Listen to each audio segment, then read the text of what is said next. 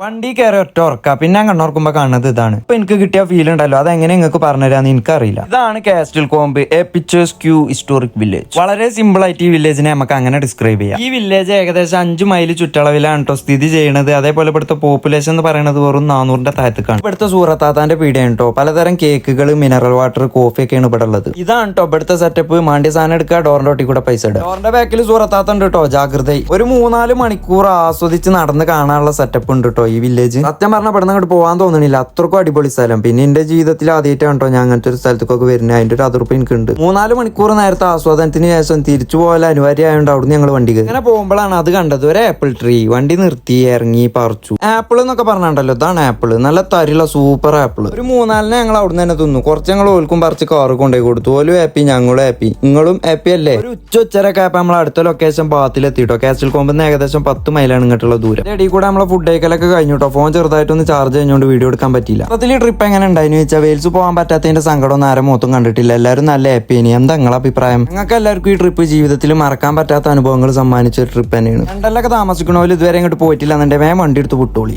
പൈസക്ക് ഒറ്റ ദിവസം കൊണ്ട് പോയി പോരാ. അപ്പൊ ഞങ്ങൾ തിരിച്ചു പോവാണ്. അത് കഴിഞ്ഞു.